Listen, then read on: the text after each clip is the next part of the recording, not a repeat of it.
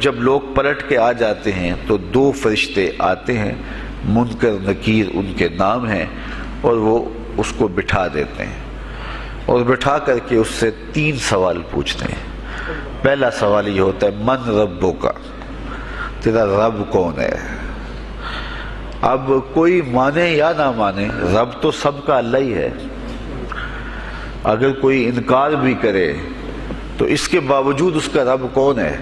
اس کا رب اللہ ہے۔ تو دنیا کے اوپر کوئی اقرار کرے یا انکار کرے، لیکن نفس الامر میں حقیقت میں اس کا رب اللہ ہی ہے۔ یہ تو حقیقت ہے، یہ تو طے شدہ ہے، لیکن جو عقیدہ دنیا پہ رہا ہوگا وہی عقیدہ اس کے لہجے میں آئے گا۔ اگر اس نے عملاً، رویتاً، قولاً، فعلاً اپنے اللہ کو اپنا رب مانا، رب کہتے ہیں کسی چیز کی تربیت اس کی استعداد ذاتیہ کے مطابق کرنے والا رب کہلاتا ہے۔ تو اللہ تعالیٰ جل شانہ ہم سب کا خالق بھی ہے، مالک بھی ہے، رازق بھی ہے، اور ہماری ضروریات کا وہ کفیل بھی ہے۔ وہ ہمارا رب ہے، اور صرف ہمارا رب ہی نہیں ہے، رب العالمین ہے، پورے جہانوں کا رب ہے، پوری کائنات کا رب ہے۔ خالق بھی سب کا وہی ہے اور رب بھی سب کا وہی ہے۔ جو اسے مانتا ہے اسے بھی رزق دیتا ہے، جو نہیں مانتا تو اس کے لیے بھی رزق کے دروازے بند نہیں کرتا۔ حضرت ابراہیم علیہ السلام کی عادت یہ تھی کہ جب تک کوئی مہمان نہیں آ جاتا تھا اتنی دیر تک کھانا نہیں کھاتے تھے۔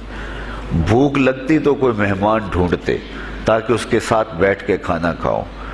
کھانا جتنا بھی مرغن اور جتنا بھی جو ہے وہ پرتکلف کیوں نہ ہو، اگر مہمان کے ساتھ کھایا جائے گا تو اس کا قیامت کے دن کوئی حساب نہیں ہوگا۔ تو مہمان کے ساتھ وہ کھانا کھایا کرتے تھے۔ مہمان اللہ کی رحمت ہوتا ہے۔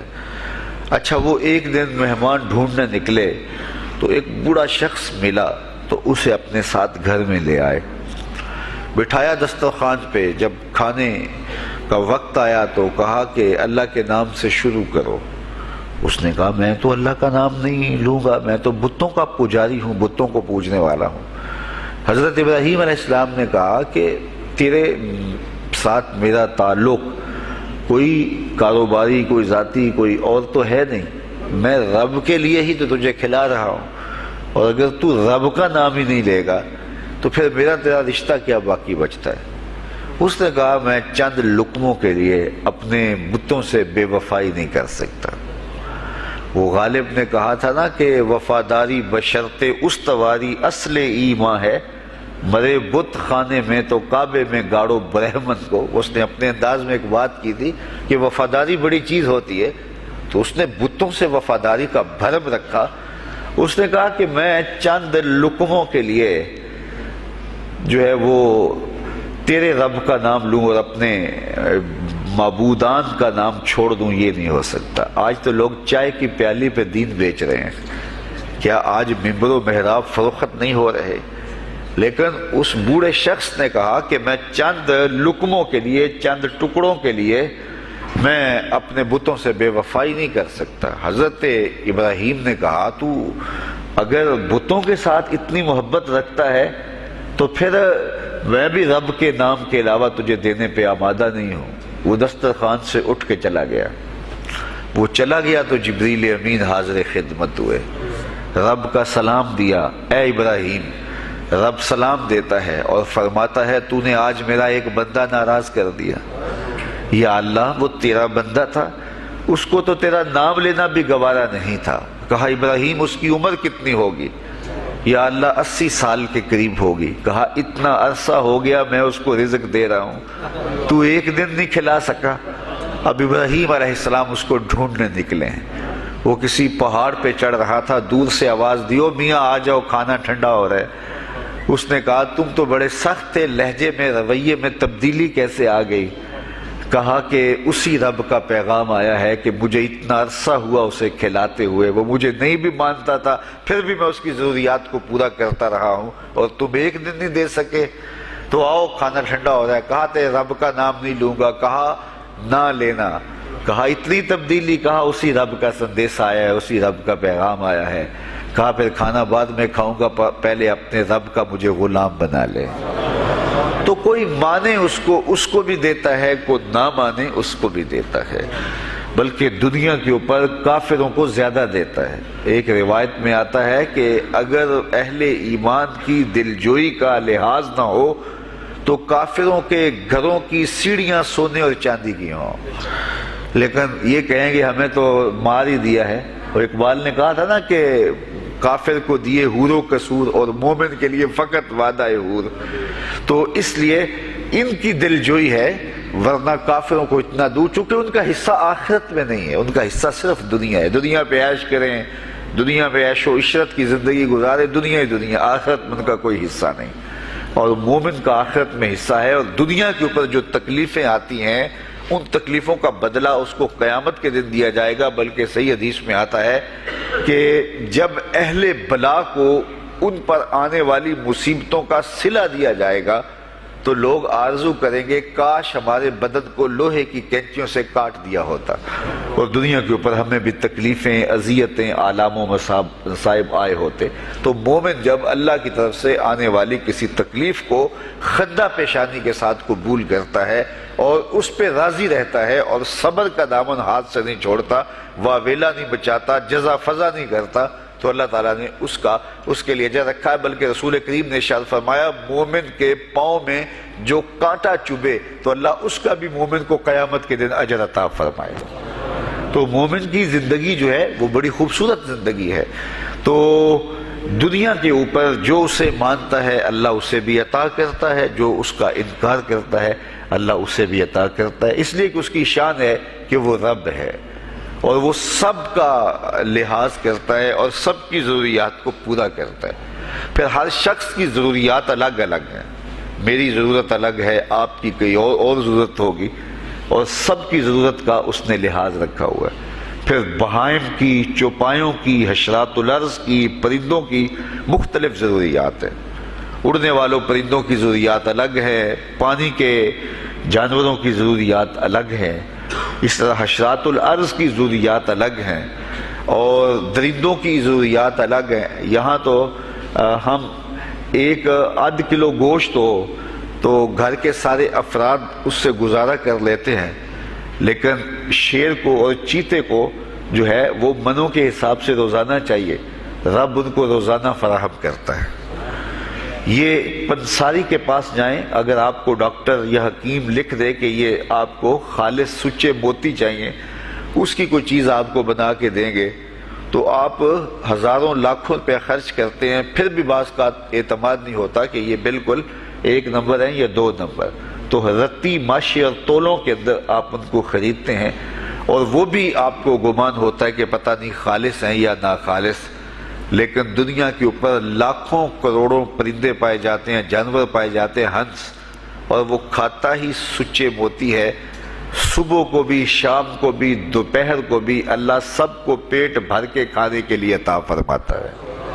تو جس کی جو ضرورت ہے وہ رب ہے، اس ضرورت کو پورا کرتا ہے۔ تو ہم اگر اللہ تعالیٰ کو رب مان لیں حقیقی معنوں کے اندر تو ہماری زندگی کی پریشانیاں، ہماری زندگی کے دکھ مٹ جاتے ہیں۔ مصیبتیں اس وقت آتی ہیں اور اس وقت پریشانی لگی رہتی ہے، دھڑکا لگا رہتا ہے کہ جب انسان جو ہے وہ سمجھتا ہے کہ میں ہی جو ہے وہ کچھ کرنے والا ہوں۔ وَمَا مِن دَابَّةٍ فِي الْأَرْضِ إِلَّا عَلَى اللَّهِ رِزْقُهَا، زمین پر چلنے والی، رینگنے والی کوئی چیز نہیں جس کا رزق اللہ کے ذمہ کرم پہ نہ ہو۔ تو جب انسان اس عقیدے کو اپنی روح میں، اپنے باطن میں اتار لیتا ہے تو پھر اس کی زندگی سوکھی ہو جاتی ہے کہ وہ میرا خالق بھی ہے اور وہ میرا رب بھی ہے، اور یہ یقین انسان کی زندگی کے اندر اعتماد، روشنیاں اور توکل بھر دیتا ہے۔ بلکہ ایک حدیث میں آیا کہ جس طرح توکل کرنے کا حق ہے اگر وہ تم ادا کرو تو اللہ تمہیں ایسے رزق عطا فرمائے جس طرح پرندوں کو عطا فرماتا ہے۔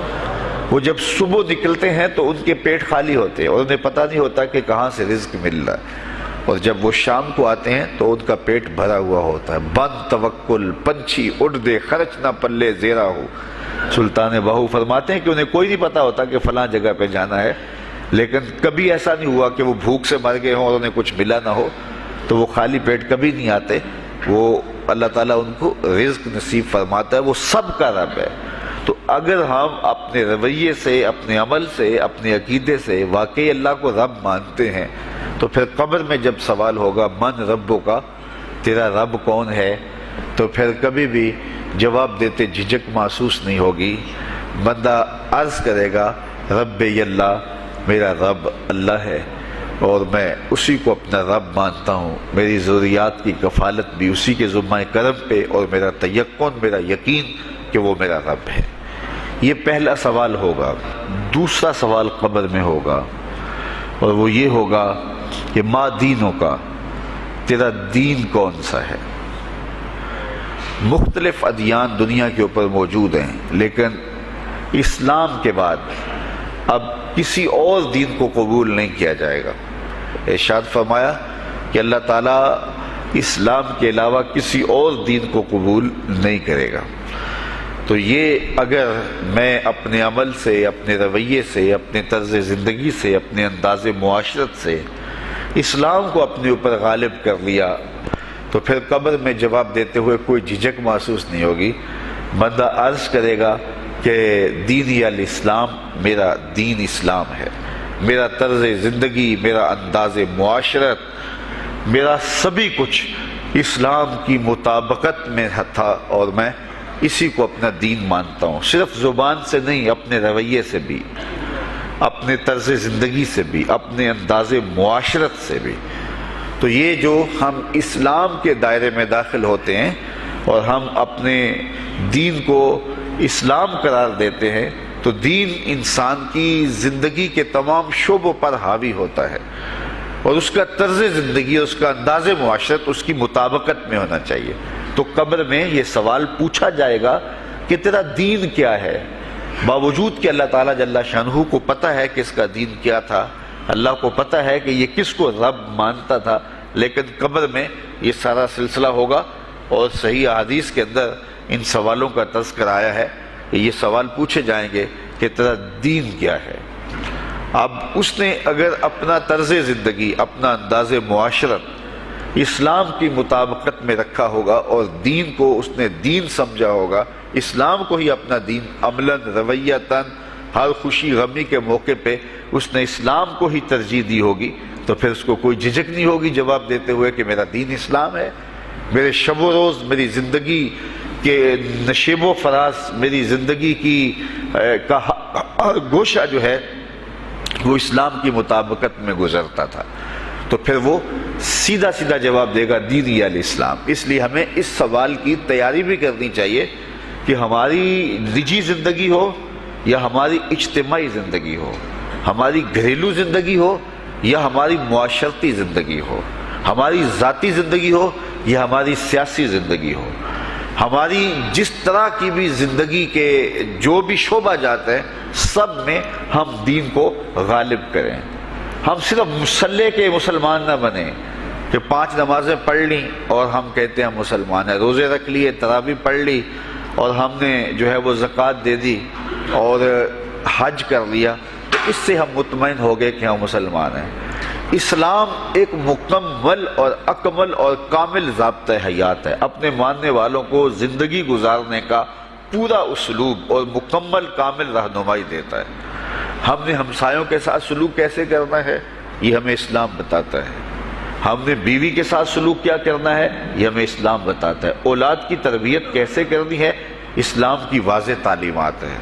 ہم نے سفر کرنا ہے تو انداز سفر کیا ہونا چاہیے، اسلام نے ہمیں بتایا۔ کاروبار کرنا ہے تو ہم جو ہے وہ کیا کاروبار کو مارکیٹ سے سیکھیں گے یا اللہ اس کے رسول سے سیکھیں گے، تو ہمیں اللہ اس کے رسول نے واضح 2 ٹوک اور سیدھے سیدھے احکام دیے ہیں کہ تم جب کاروبار کرو تو تم جو ہے وہ اس انداز کے ساتھ کاروبار کرو، کم نہیں تولنا، کم نہیں ناپنا، جھوٹی قسم نہیں کھانی، سود نہیں لینا۔ تو یہ ساری چیزیں، ملاوٹ نہیں کرنا، ایک ایک چیز جو ہے وہ اسلام نے ہمیں فراہم کی ہوئی ہے۔ تو پورا دین جو ہے جب ہم اختیار کریں گے، ہمارے رویے، ہمارا طرز زندگی، ہمارا انداز معاشرت، جب دین اسلام کے مطابق ہوگا تو قبر میں اس سوال کا جواب دینا ہمارے لیے کوئی مشکل نہیں ہوگا۔ اور اگر ہمارا طرز زندگی کچھ اور طرح کا ہوگا تو کیا صرف یہ کہہ دے کہ ہم مسلمان ہیں؟ یہ تو پھر ایک کافر بھی کہہ سکتا ہے کہ میرا دین اسلام ہے، ایک منافق بھی کہہ سکتا ہے کہ میرا دین اسلام ہے، لیکن ایسا نہیں ہوگا۔ جو ہماری کیفیت قلب ہوگی قبر میں اس کا جواب اس کی مطابقت میں آئے گا۔ وہاں یہ دنیا کے معاملے یا دنیا کی یادداشتیں نہیں ہوگی، وہاں کیفیت قلب کے مطابق جواب دیا جائے گا۔ یہ کافر جواب نہیں دے سکے گا کہ میرا رب اللہ ہے، کیونکہ وہ عمل سے، رویے سے اس کو اپنا رب نہیں مانتا ہے، تو حقیقتاً تو اس کا رب اللہ ہے، لیکن وہ یہ جواب نہیں دے پائے گا۔ اسی طرح جو شخص اپنے طرز زندگی کے اندر اسلام کو داخل نہیں کر چکا ہے اور اسلام کو اس نے اپنا ہادی رہنما نہیں بنایا ہے، تو وہ قبر میں اس سوال کا جواب کیسے دے سکے گا کہ میرا دین اسلام ہے، چونکہ اس کا رویہ، اس کا طرز زندگی اور اس کا انداز معاشرت ایسا نہیں رہا ہوگا۔ اس لیے ہمیں اپنی زندگی کے شب و روز کو اسلامی تعلیمات کے سانچے میں مکمل اور کامل طور پہ ڈھالنا ہوگا، تاکہ جب قبر میں سوال ہو تو ہم جواب دے سکیں کہ ہمارا دین اسلام ہے۔ تیسرا سوال جس پہ فیصلہ ہو جائے گا، اور اس کے بعد قبر میں یا جنت کا دروازہ کھول دیا جائے گا یا جہنم کی کھڑکی کھول دی جائے گی، وہ سوال تیسرا کیا ہوگا؟ اور وہ سوال بھی عقیدے کا ہے، بلکہ بخاری شریف کی ایک روایت کے مطابق 3 سوال نہیں ہوں گے، ایک ہی سوال ہوگا، اور وہ یہ تیسرا سوال ہوگا۔ فرشتے پھر پوچھیں گے، حضور علیہ الصلوۃ والسلام کے روضہ دور سے اور قبر کے درمیان سے پردے ہٹا دیے جائیں گے، اور رسول کریم صلی اللہ علیہ وسلم سامنے ہوں گے، اور فرشتہ حضور کی طرف اشارہ کر کے کہے گا، ما کنت تقول فی ھذا الرجل، ان کے بارے میں زندگی میں کیا کہا کرتا تھا۔ یہاں یہ نہیں ہے کہ تو نے کیا کہا تھا یا اب کیا کہتا ہے۔ جب مضارع کے اوپر کانا یا جو ہے وہ کانا کے مشتقات داخل ہوں تو پھر وہ ماضی استمراری کا جو ہے وہ معنی دیتا ہے۔ تو ما کنت تقول کا معنی یہ ہے کہ تو کیا کہا کرتا تھا، تیرا لہجہ کیا تھا، تیری زبان کیا تھی، ان کے بارے میں تیری رائے کیا تھی، تو کیا بولا کرتا تھا، کیا کہا کرتا تھا۔ تو یہ حضور علیہ الصلوۃ والسلام سامنے ہوں گے اور یہ سوال پوچھا جائے گا۔ اب ابو جہل سے پوچھا جائے گا، ما کنت تقول فی ھذا الرجل، تو وہ کہے گا، ہے ہاتھ لا ادری، ہائے افسوس میں نہیں جانتا یہ ہیں کون۔ ابو لہب سے پوچھا جائے گا، وہ کہے گا، ہے ہاتھ لا ادری، ہائے افسوس میں نہیں جانتا یہ کون ہے۔ اچھا، جانتا نہیں تو پتھر کس کو مارتا تھا، جانتا نہیں تو گڑے کس کی راہوں میں کھدواتا تھا، جانتا نہیں تو اوجریاں کس کے اوپر ڈلوایا کرتا تھا۔ آنکھیں پھاڑ پھاڑ کے تو ساری زندگی دیکھتا رہا، لیکن آج ابو جہل قبر میں اترا، حضور کی صورت نورانی سامنے ہے، اور پوچھا گیا کہ یہ کون ہے، یہ نورانی چہرے والے کون ہیں؟ تو ابو جہل کہتا ہے، ہائے افسوس میں نہیں جانتا یہ کون ہے۔ اچھا، جانتا نہیں تو پھر پتھر کس کو مارتا تھا؟ اللہ اکبر۔ اور 14 صدیاں گزرنے کے بعد ایک مومن لحد میں اترتا ہے اور پردے ہٹا دیے جاتے ہیں، اور منکر نکیر سوال کرتے ہیں، عامر چیمہ بتا یہ کون ہے؟ وہ کہتا ہے، پیچھے ہٹو، پہلے پائے ناز کو بوسہ تو کر لینے تو، میں تو مر کے پہنچا ہوں یہاں اس دل ربا کے واسطے، یہ تو میرے بخت جاگے کہ وہ میری قبر میں آئے۔ وہ کسی شاعر نے کہا نا کہ آئے وہ میرے مزار پہ گھونگھٹ اتار کے، آئے وہ میرے مزار پہ گھونگھٹ اتار کے، مجھ سے تو نصیب اچھے ہوئے میرے مزار کے، یہ تو بخت سنور گئے کہ وہ میری قبر میں آئے۔ شیخ عبدالحق محدث دہلوی علیہ رحمہ لکھتے ہیں کہ جب سے یہ سنا ہے کہ قبر میں حضور آئیں گے، پتہ نہیں موت کہاں مر گئی ہے، جی چاہتا ہے زندہ ہی قبر میں چلے جائیں۔ تو وہ کہے گا، پہلے مجھے پائے ناز کو بوسہ تو کر لینے دو، میں تو زندگی کے بھر میں انتظار ان کا کرتا رہا، اور ان کے بارے میں پوچھ رہے ہو یہ کون ہے؟ ساری زندگی پیر مہر علی شاہ نقشہ بتاتے رہے، مکھ چند بدر شاہ شانی ہے، متھے چمک دی لاٹ نورانی ہے، کالی زلف تے اکھ مستانی ہے، مخمور رکھی ہند مد بھریاں۔ تو وہ فوراً جواب دیتا ہے، یہ تو وہی میرے آقا و مولا ہیں جن کے لیے ساری زندگی تڑپتا رہا اور ان کی زیارت کی آرزوئیں اور تمنائیں کرتا رہا۔ اچھا، ابو جہل ساری زندگی دیکھتا رہا تو وہ تو جواب نہیں دے پائے گا، وہ کہتا، ہائے افسوس میں نہیں پہچانتا یہ کون ہے، ہاتھ لا ادری، مجھے نہیں پتا۔ اور 14 صدیاں گزرنے کے بعد ایک مومن لحد میں اترتا ہے تو وہ فوراً کہتا ہے یہ تو وہی ہیں جن کے لیے زندگی گزار آیا ہوں۔ تو جس نے دیکھا تھا وہ پہچان نہیں سکتا، اور صدیوں بعد جو دنیا کے اوپر آیا وہ فوراً پہچان بھی رہا ہے اور پائے ناز کو بوسے بھی کر رہا ہے۔ تو پھر اس کا کیا جواب ہوگا؟ تو اس کا جواب علامہ اقبال علیہ رحمہ نے دیا۔ وہ کہتے ہیں قبر میں یہ جو آنکھیں ہیں ان میں تو مٹی پڑی ہوگی، یہ تو بند ہوگی، دل کی آنکھیں کھلی ہوں گی۔ ابو جہل نے ان آنکھوں سے دیکھا تھا، یہ آنکھیں تو اب کھلی نہیں ہیں، تو ان سے وہ کیسے پہچانے گا؟ اور دل کی آنکھوں نے حضور کو دیکھا ہی نہیں تھا۔ اور یہ صدیوں گزرنے کے بعد جو مومن لحد میں اترتا ہے اس کی گو ان آنکھوں نے نہیں دیکھا تھا، لیکن در دل مسلم مقام مصطفیٰ است، مومن کے دل کے ڈیرے کے اندر مومن کے دل میں حضور ہی بستے ہیں، اس لیے اس کی آنکھوں نے، دل کی آنکھوں نے حضور کو دیکھا اور پہچان لیا، اس لیے کہ دل کی آنکھوں نے حضور پہلے بھی دیکھے ہوئے تھے اور دل آرزو میں مچلتا رہا، اس لیے دل کو پہچاننے میں دیر نہیں لگی۔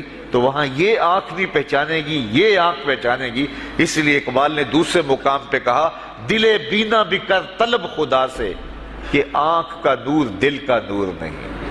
آنکھ کا نور اور ہے، دل کا نور اور ہے۔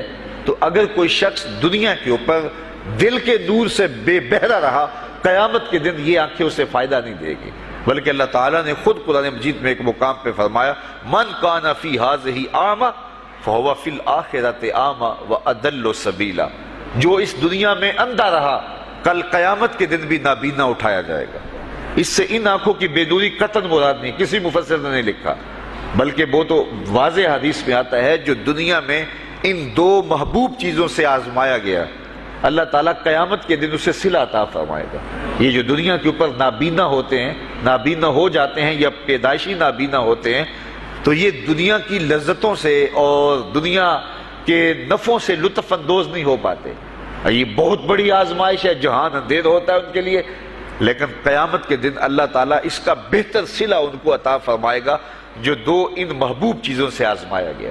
تو اگر وہ دنیا پہ اندھا تھا اور حقیقی طور پہ، اور قیامت کے دن بھی اندھا اٹھایا جائے گا، یہ تو پھر مناسب نہیں ہوگا۔